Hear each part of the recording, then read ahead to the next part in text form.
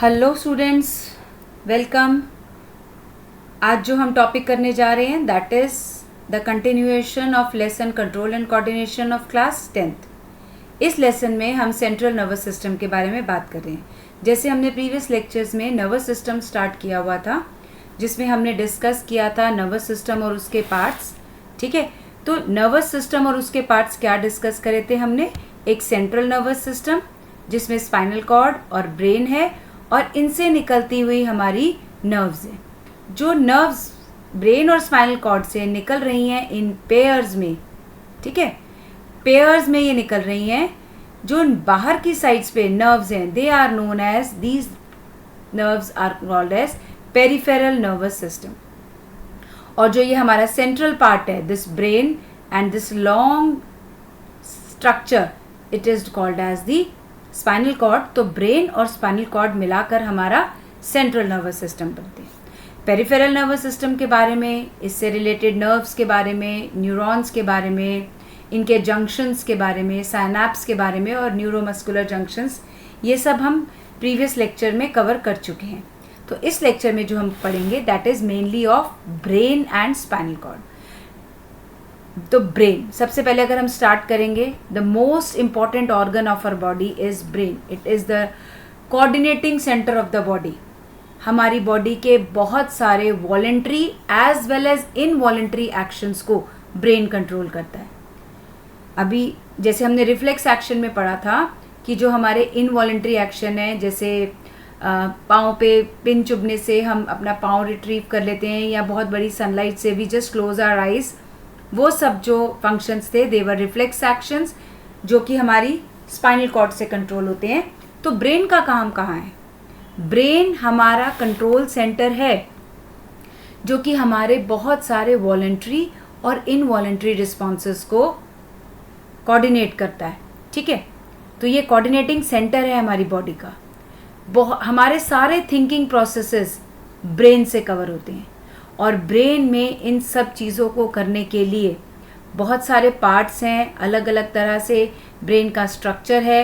And brain का structure is complicated structure. ठीक है, बहुत कॉम्प्लिकेटेड स्ट्रक्चर है। इसको हम स्टेप बाय स्टेप समझने की कोशिश करते हैं।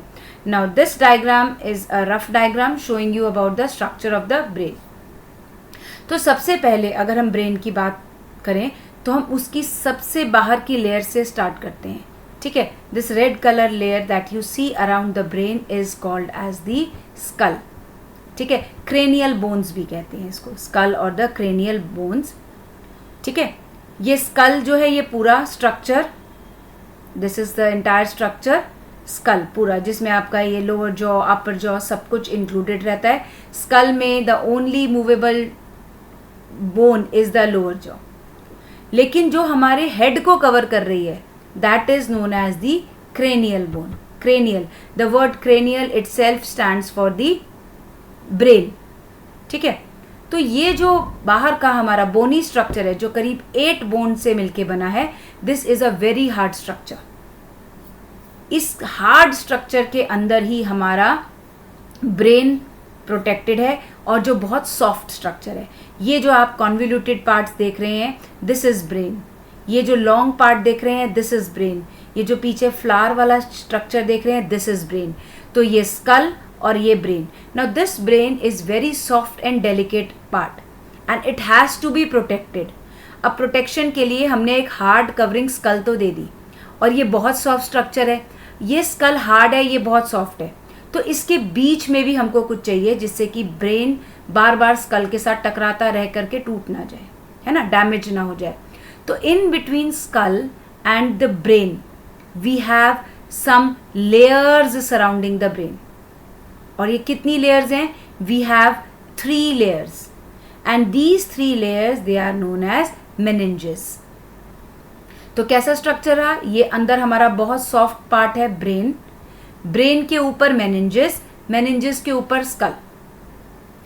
अब ये जो मेनिंजेस हैं, ये मेनिंजेस ब्रेन को एक बहुत ही स्ट्रॉन्ग प्रोटेक्शन प्रोवाइड करती है। स्ट्रॉन्ग के साथ साथ it's a soft protection also.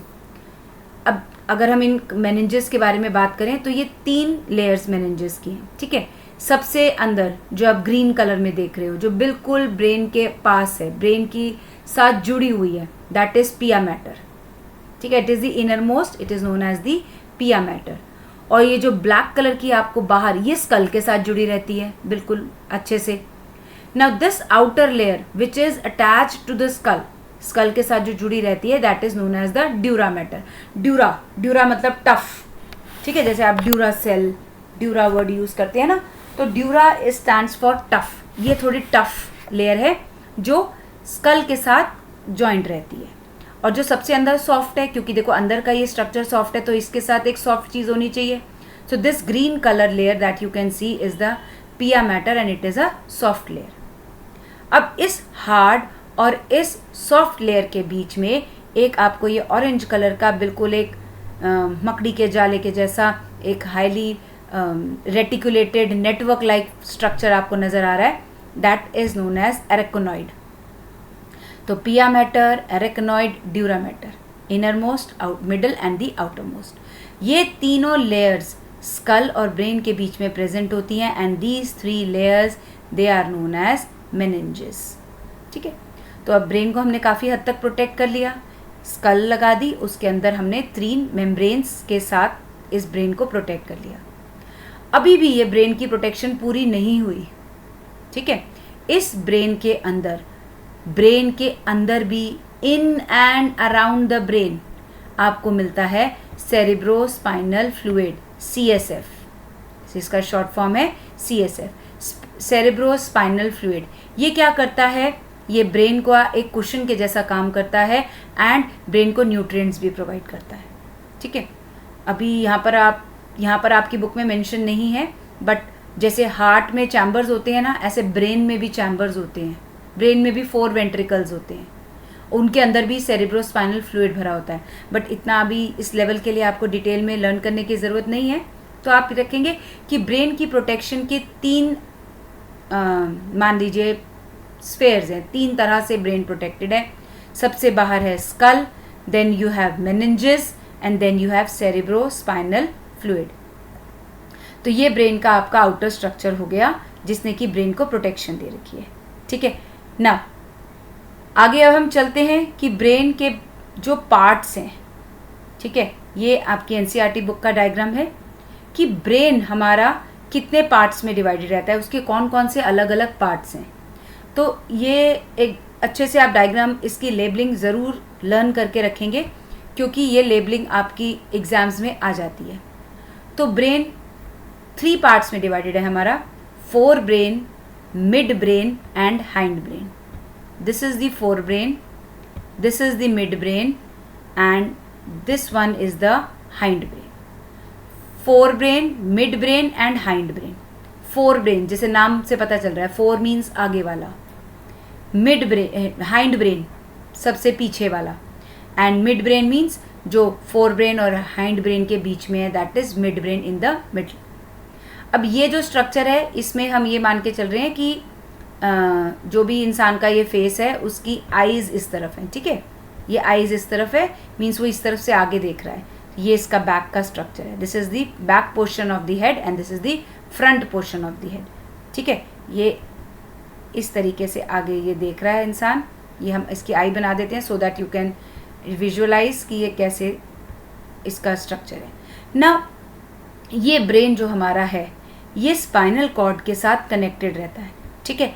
ये यहाँ से ब्रेन और स्पाइनल कॉर्ड जुड़ी रहती है। ये स्कल के अंदर एक होल होता है यहाँ पर, जिससे कि ये ब्रेन और स्पाइनल कॉर्ड कनेक्टेड रहती है। मतलब जो हमारी बोन है इसमें से बीच में से रास्ता है ये पास होने का। ये आपको बिल्कुल कट करके दिखा रखा है, तो ये ऐसे कर देते हैं हम इसको कि brain and spinal cord they are connected to each other. भाई brain and spinal cord connected होंगे ना, क्योंकि हमने ये पढ़ा है कि स्पाइनल कॉर्ड सारे बॉडी के मैसेजेस लेकर के ऊपर ब्रेन को भेजती है। ब्रेन उसमें से अपना सारा थिंकिंग प्रोसेस और डिसीजन मेकिंग एंड एवरीथिंग करता है। फिर ब्रेन वापस मैसेज स्पाइनल कॉर्ड के पास भेजती है और स्पाइनल कॉर्ड बाकी की बॉडी को ये पास ऑन करता है, ठीक है। तो ये राजा हो गया ब्रेन सब काम करने के लिए। सारी जगह से इन्फॉर्मेशन लाने का काम है स्पाइनल कॉर्ड का। स्पाइनल कॉर्ड यहाँ से इन्फॉर्मेशन कलेक्ट करके ऊपर भेजती है, फिर ब्रेन में जो डिसीजन लिया वो यहाँ से नीचे आता है और पूरी बॉडी में डिस्ट्रीब्यूट हो जाता है। सो इस तरीके से ये ब्रेन और स्पाइनल कॉर्ड आपस में कोऑर्डिनेटेड है। अब हम अगर ब्रेन के पार्ट्स की बात करें कि ब्रेन के अंदर कौन कौन से पार्ट्स हैं, तो फोर ब्रेन, मिड ब्रेन और हाइंड ब्रेन।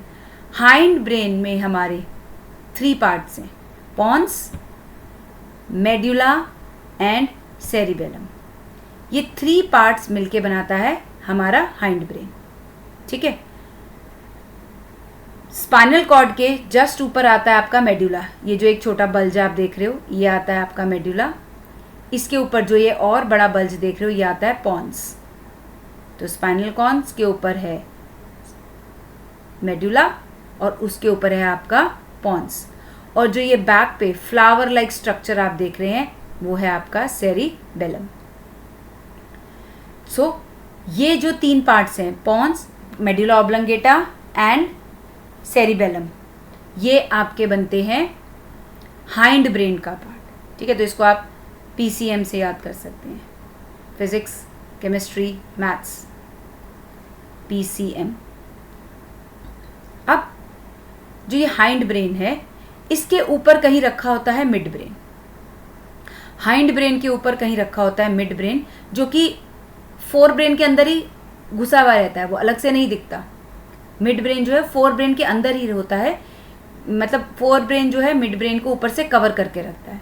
और इस मिड ब्रेन के ऊपर से आपको यहाँ पर कुछ स्ट्रक्चर्स नज़र आएंगे, जो है एक हाइपोथैलेमस, और नीचे ये जो एक लोब नज़र आ रहा है, this lobe is called as pituitary lobe. ये जो पिट्यूटरी ग्लैंड हम पढ़ते हैं, that this gland, pituitary gland, it is located in the brain.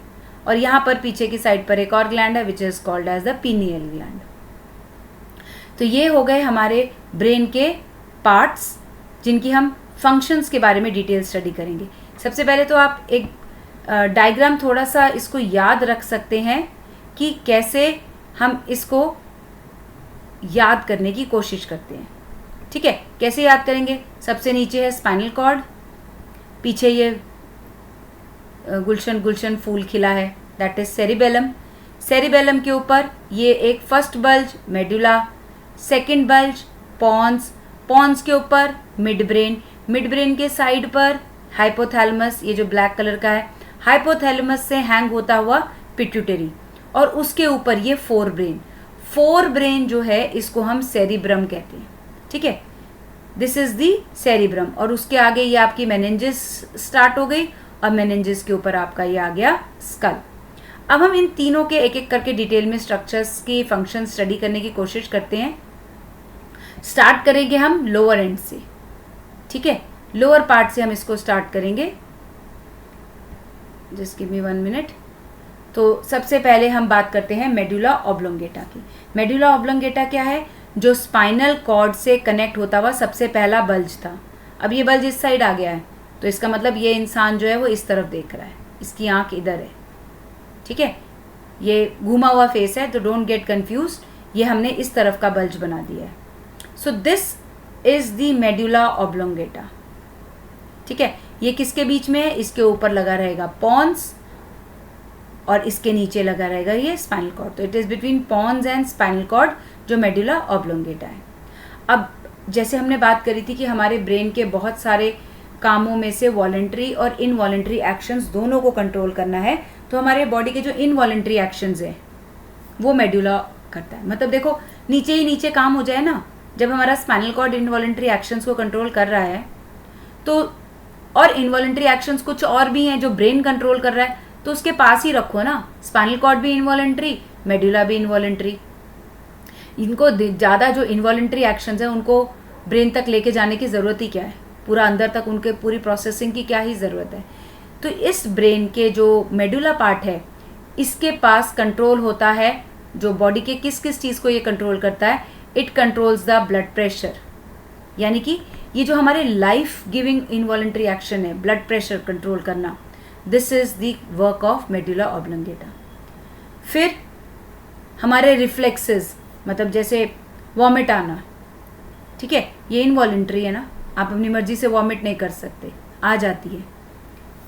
Coughing, sneezing, salivation, these all actions they are controlled by medulla oblongata.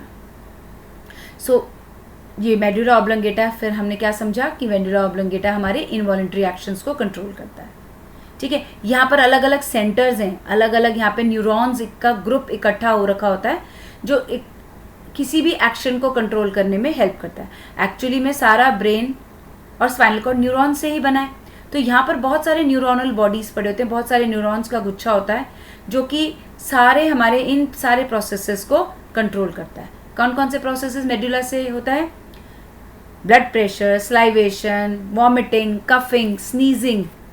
वैसे देखा जाए तो गंदे गंदे वाले है ना, कफिंग, स्नीजिंग, स्लाइवेशन, वॉमिटिंग, ये सब दे दिए हमने मेडुला को काम करने कि भैया ऊपर तक ब्रेन को ज़्यादा टेंशन देने की ज़रूरत ही नहीं है कि ये छोटे मोटे काम भी ब्रेन के अंदर तक जाके होंगे. नो, बट ब्रेन फिर भी इनको कंट्रोल करेगा थ्रू मेडुला ऑब्लोंगेटा. अब हम आते हैं पॉन्स के बारे में. मेडुला के ऊपर जो नेक्स्ट हमारा ब्रेन का पार्ट आता है दैट इज पॉन्स. पॉन्स हमारा क्या है? हाइंड ब्रेन और मेडुला के बीच में आता है पॉन्स. ये भी हमारे कुछ इनवॉलेंट्री एक्शंस को कंट्रोल करता है और मेनली कंट्रोल करता है हमारे रेस्पिरेशन को. नाउ दिस इज इम्पॉर्टेंट कि रेस्पिरेशन को ये यहाँ से कंट्रोल करता है क्योंकि because it is written clearly in your NCERT. और एक ही फंक्शन यहाँ पर इसका पॉन्स का मेंशन है. पॉन्स को पूरा पॉन्स वेरोली बोलते हैं. ठीक है, और ये हमारे रेस्पिरेशन को कंट्रोल करता है. उसके बाद हम आते हैं पीछे ये सेरिबेलम में. सेरिबेलम जो ब्रेन के सबसे पीछे वाले पार्ट में फ्लावर जो हमारा बना हुआ है ब्रेन के पीछे, बेला फ्लावर का नाम जैसे है, तो फ्लावर के नाम से आप सेरिबेलम को याद रख सकते हैं. Cerebellum is a flower like structure which is present at the posterior part of the brain. ये हमारे वॉलंटरी एक्शंस को कंट्रोल करता है. और कौन से वॉलंटरी एक्शंस? कि जैसे मतलब वॉलंटरी एक्शंस के साथ ये हमारे पोस्चर और बैलेंस को भी मेंटेन करता है. जैसे अगर हम एक स्ट्रेट लाइन में चलना चाहें तो ये हमारी बॉडी को स्ट्रेट लाइन में चलने के लिए, हमारी बॉडी का जो पूरा बैलेंस है इसको बनाने का काम कौन करेगा? सेरिबेलम. हम एक साइकिल चला रहे हैं, उसका पूरा बैलेंस बना के चलाते हैं, तो ये काम कौन करता है? सेरिबेलम. सेरिबेलम को हम ट्रेन भी कर सकते हैं अपनी बॉडी बैलेंसिंग के लिए, है ना. जब बच्चे बहुत छोटे होते हैं तो उनको बैलेंस करना नहीं आता बॉडी को, they can stand and walk, सीखते हैं वो चलना.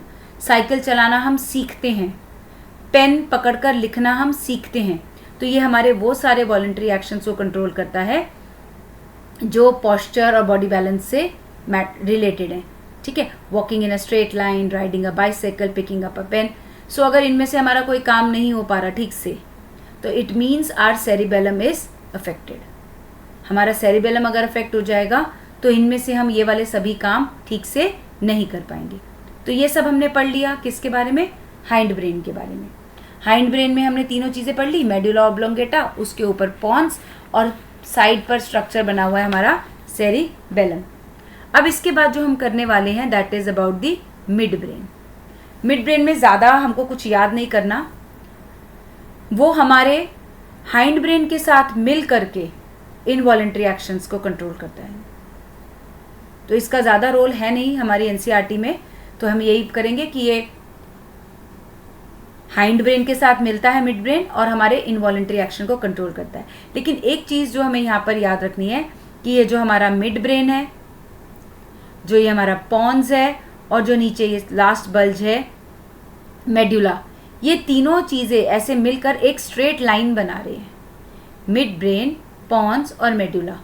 तो इनको हम ब्रेन स्टेम भी बोलते हैं क्योंकि ये दिखने में कुछ ऐसा लगता है जैसे एक खड़ी हुई स्टेम है और इसके ऊपर ये फ्लावर खिला हुआ है सेरिब्रम का और पीछे सेरिबेलम. तो ये जो तीनों स्ट्रक्चर्स हैं जो एक के ऊपर एक ऐसे रखे हुए हैं, these become a part of brain stem. तो brain stem constitutes of mid brain, pons and medulla. ठीक है, तीनों चीज़ें जब ये एक ही लाइन में लग जाती है तो इनको हम बोलते हैं ब्रेन स्टेम. और ब्रेन स्टेम के ऊपर ये बड़ा वाला पार्ट हमारा जो मेन फोर ब्रेन जिसको हम बहुत ज़्यादा यूज़ करते हैं दैट इज सेरिब्रम, उसके ऊपर वो रखा हुआ है. और पीछे ये सेरिबेलम जो हमारे बॉडी के पोस्चर्स और functions like picking up a pen, walking and riding a cycle, इन सबको कंट्रोल करता है। अब मेन हमारा जो बॉडी का, जो ब्रेन का सबसे ज़्यादा स्ट्रक्चर हम स्टडी करेंगे, जिसका सबसे कॉम्प्लिकेटेड पार्ट है, दैट इज सेरिब्रम। सेरिब्रम ये ऊपर का सबसे convoluted part, this is full of neurons, बहुत सारे न्यूरॉन है, this is largest part of the brain. और ये सेरिब्रम एक स्ट्रक्चर नहीं है, ठीक है, ये दो हैं। तो ऐसे अगर हम इसको टॉप से अपने ब्रेन को देखें तो एक सेरिब्रम इस साइड है, एक सेरिब्रम इस साइड है, एक लेफ्ट ब्रेन, एक राइट ब्रेन, जिनको हम सेरिब्रल हेमिस्फेयर भी कहते हैं। ये हम साइड से देख रहे हैं, ब्रेन को काट दिया और इस वाले को हम यहाँ पर रख कर देख रहे हैं सामने से, ठीक है। अब इस ब्रेन में क्या होता है, यहाँ से ना बहुत सारे जो न्यूरॉन्स आ रहे हैं, बहुत सारे न्यूरॉन्स की ये सेल बॉडी यहाँ पर रखी हुई है और इनके एक्सॉन्स यहाँ पर हैं। तो अगर हम ब्रेन के स्ट्रक्चर को देखते हैं तो हम ये देखते हैं कि बाहर की साइड पर हमको ये थोड़ा ग्रे कलर का नज़र आता है, तो ये ग्रे मैटर है ब्रेन का।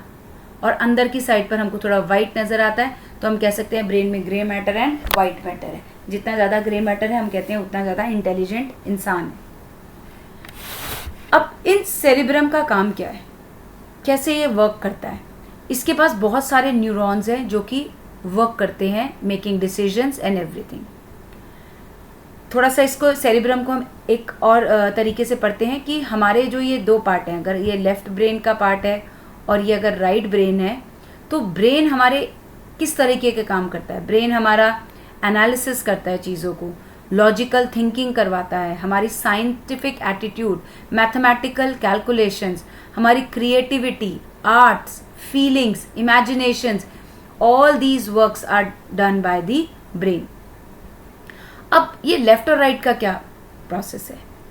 लेफ्ट ब्रेन हमारे ये सब काम कर पाता है, एनालिसिस करना, लॉजिकल थिंकिंग करना, साइंस के बारे में समझना, mathematical calculations, everything is controlled by our left brain.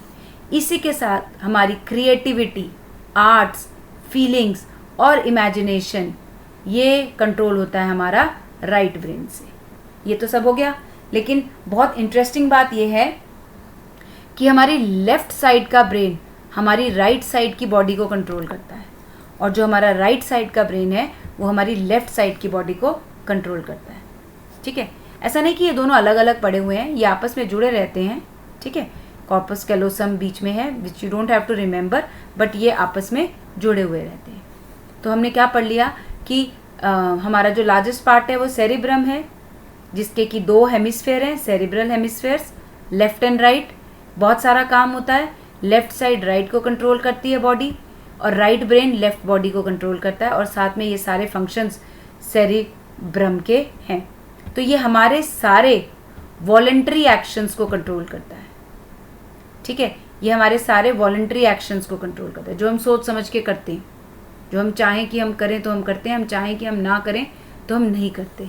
हमारी मेमोरी जो है, हमारी याददाश्त, जो हम पढ़ लेते हैं, याद रख पाते हैं, याद रखने के बाद हमें जब ज़रूरत पड़े हम उनको रिकॉल कर पाते हैं, these are all the functions of forebrain. अब फोर ब्रेन की वर्किंग कैसे है, कैसे इसके पास मैसेज आता है और कैसे ये काम करता है। सो फोर ब्रेन जो हमारा है वो सेंसरी इम्पल्सेस रिसीव करता है हमारे रिसेप्टर्स से। बहुत सारे रिसेप्टर्स हमने पढ़े हैं, स्मेल के रिसेप्टर्स, ऑल्फैक्टरी, देन टच के, साइट के, सारे रिसेप्टर्स हमने पढ़े हैं। उन रिसेप्टर्स से सेंसरी इम्पल्स लिया जाता है और वो ब्रेन को भेजा जाता है, ठीक है। ब्रेन जो ये सारे रिसेप्टर्स से इंफॉर्मेशन लेता है, ठीक है, जो ये ब्रेन सारे हमारे इंफॉर्मेशन लेता है, वो इनकी प्रोसेसिंग करता है, इन सेंसरी इंफॉर्मेशन को प्रोसेस करता है। प्रोसेस कैसे करता है कि ज़रूरी थोड़ी ना है कि एक रिसेप्टर से ही एक बार में मैसेज आए, आप चीज़ को देखते भी हैं, आप उसको टच भी करते हैं, आप उसको स्मेल भी करते हैं, तो अलग अलग तरीके से वो इन्फॉर्मेशन दिमाग तक पहुंचती है, और वो इन सभी सेंसरी इंफॉर्मेशंस को कलेक्टिवली, इकट्ठा इन्फॉर्मेशन को कलेक्ट करता है। और अगर हमारे दिमाग में पहले से कोई इन्फॉर्मेशन है, हमारी मेमोरी में भी कोई पहले से इन्फॉर्मेशन है, जैसे मान लीजिए आपके सामने एक एप्पल है, आपने उसकी स्मेल करी तो आपके नोज़ से जो रिसेप्टर्स हैं वो इसकी इन्फॉर्मेशन लेकर आपके ब्रेन में गए। आपने उसका कलर देखा, फोटो रिसेप्टर्स आपकी इन्फॉर्मेशन आइज से लेकर के ब्रेन में लेके गए। आपने उसको टच करा, ठीक है, थिग्मो रिसेप्टर्स से इन्फॉर्मेशन गई कि हाँ ये एप्पल जो है ये बड़ा अच्छा सा फील दे रहा है, गुड क्वालिटी। हम टच करके ही चीज़ों को सेलेक्ट करते हैं जब हम शॉपिंग करते हैं। फिर ब्रेन के पास हमारी इन्फॉर्मेशन जाती है और ब्रेन के पास ऑलरेडी मेमोरी में हमारे पास एप्पल की बहुत सारी इन्फॉर्मेशन है कि जूसी है, वाइट है, इस शॉप से पहले लिया था, अच्छा निकला था, रेट्स क्या हैं, पैकिंग कैसे करनी है, जो भी आपकी प्रीवियस इन्फॉर्मेशन है उन सबको मिला करके ये वर्कआउट करता है ब्रेन और फिर बनाता है कुछ decision. It makes some decision about how to respond. आपने परचेज करने हैं, आपने पैक करवाने हैं, क्या करने हैं, एंड देन ये इन्फॉर्मेशन पास करी जाती है मोटर एरियाज़ को, ठीक है, मोटर एरियाज़ को पास करी जाती है ब्रेन में मोटर एरियाज़, वहाँ से ये इन्फॉर्मेशन पास होती है हमारी वॉलंटरी मसल्स को और ये वॉलंटरी मसल्स फिर हमारा काम करती है। ठीक है, एप्पल मिला है, इसको उठाओ और पैकेट में रख लो। अब ये सारा काम ब्रेन में कहाँ हो रहा है कि इम्पल्स भी आ रहा है, इम्पल्स आने के बाद उसकी इन्फॉर्मेशन को प्रोसेस भी करा जा रहा है और फिर इन्फॉर्मेशन को बाहर भी भेजा जा रहा है। तो तीनों चीज़ें हो रही हैं, पहले इन्फॉर्मेशन आ रही है, फिर इन्फॉर्मेशन की प्रोसेसिंग हो रही है, फिर इन्फॉर्मेशन का आउटपुट हो रहा है, निकल रही है इन्फॉर्मेशन ब्रेन से बाहर। तो इसका मतलब डेफिनेटली ब्रेन में कुछ स्पेसिफिक एरियाज़ होंगे। यस, तो 3 टाइप्स ऑफ एरियाज़ हमारे ब्रेन में होते हैं, sensory areas, association areas and motor areas. Sensory areas क्या करते हैं, हमारे इन सभी स्पेशलाइज्ड एरियाज से, मतलब जो भी हमारे यहाँ पर हमारे दिमाग में अलग अलग एरिया होते हैं, मतलब सुनने का एरिया अलग है, स्मेल करने का एरिया अलग है, देखने के लिए एरिया अलग है, टच करने का एरिया अलग है, टेस्ट का एरिया अलग है।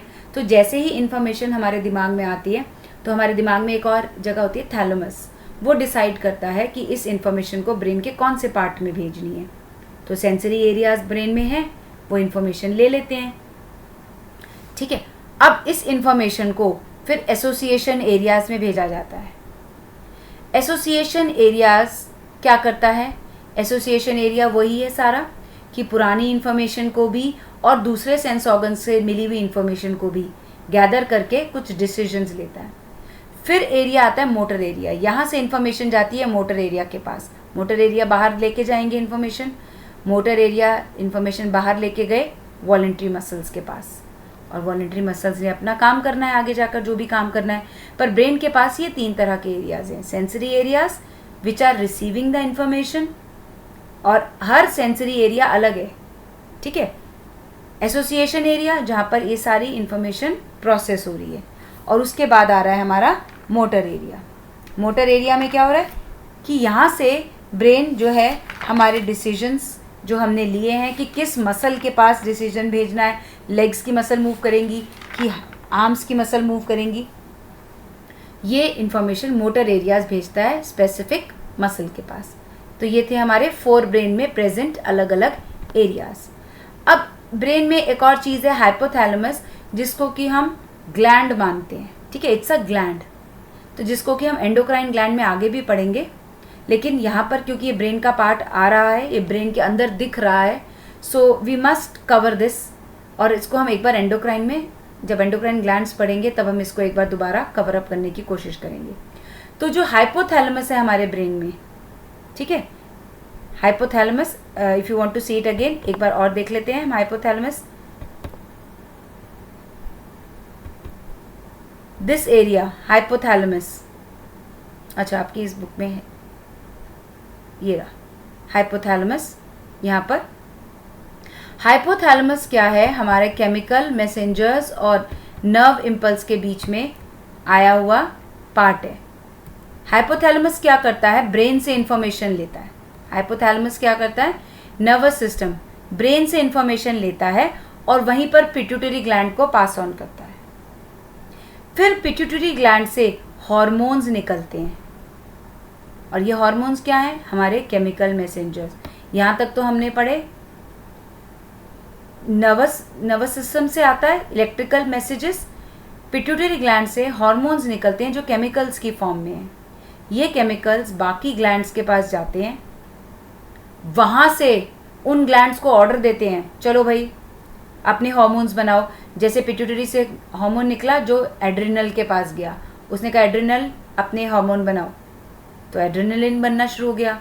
या फिर पिट्यूटरी से हार्मोन निकला जो पैनक्रियास के पास गया, उसने पैनक्रियास को बोला चलो भाई काम करो, तो पैनक्रियास से इंसुलिन बनना शुरू हो गया।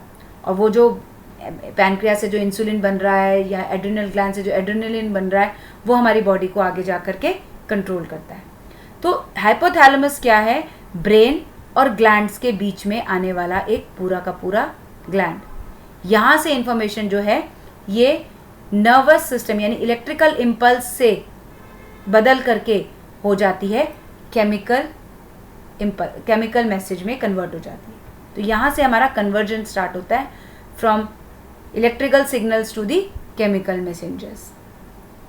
अब इतना सारा हमने इतनी डिटेल पढ़ ली, लेकिन फिर भी यहाँ से अभी हमने ये बात करी कि भाई जो हमारे नर्व इम्पल्स है उनको केमिकल सिग्नल्स में बदल दिया जाता है। तो क्यों ज़रूरी है? क्या नर्व इम्पल्स से सारा काम नहीं चल सकता बॉडी का? क्या नर्व इम्पल्स में कुछ कमियां हैं?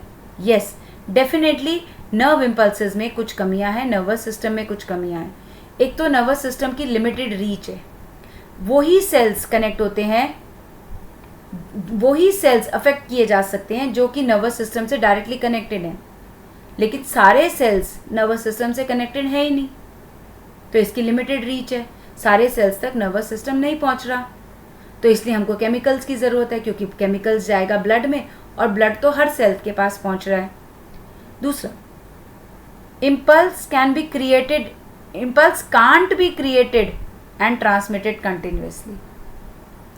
मतलब अगर एक इम्पल्स गया तो दूसरे इम्पल्स को जाने में सेल को वापस कुछ रेस्टिंग फेज चाहिए कि एक इलेक्ट्रिकल सिग्नल जो उससे पास हो गया है अब उसको वापस अपने इलेक्ट्रिकल सिग्नल्स को ठीक करना पड़ेगा ताकि वो एक नया मैसेज ले सके। तो इसमें गैप आ जाता है, ठीक है, रीसेट करना पड़ता है सेल को अपने आप को ताकि वो दूसरा सिग्नल भेज सके। तो ये थोड़ा सा इसमें गैप आ जाता है। और प्लांट्स के पास तो नर्वस सिस्टम है ही नहीं, उसको करने के लिए पूरा का पूरा केमिकल सिस्टम चाहिए। एक और ये भी बात हो सकती है कि नर्वस सिस्टम बहुत फास्ट है। कुछ कभी कभी हमारी बॉडी में जैसे ग्रोथ है, it should be a prolonged, धीरे धीरे ग्रोथ बढ़नी चाहिए। ऐसा नहीं कि एक झटके से इन्फॉर्मेशन आई और बॉडी सोई और सुबह हुए तो आप इतने लंबे हो गए। तो nervous impulse they are very quick, but chemical messages they are slow in working. तो ऐसा नहीं है कि हमारी बॉडी में क्विक रिस्पॉन्सेज की ज़रूरत है, sometimes our body needs slow responses also. So this was all about nervous system. Now जो हमारा केमिकल कोऑर्डिनेशन है, we are going to discuss it in the next lecture. तो आई होप कि आपको lesson अच्छे से समझ में आया है, and if you have any doubt you can just put a comment. और अगर लेक्चर अच्छे से समझ में आया, do like, share and subscribe, and ज़्यादा लोगों तक रीच होनी चाहिए लेसन की, ठीक है।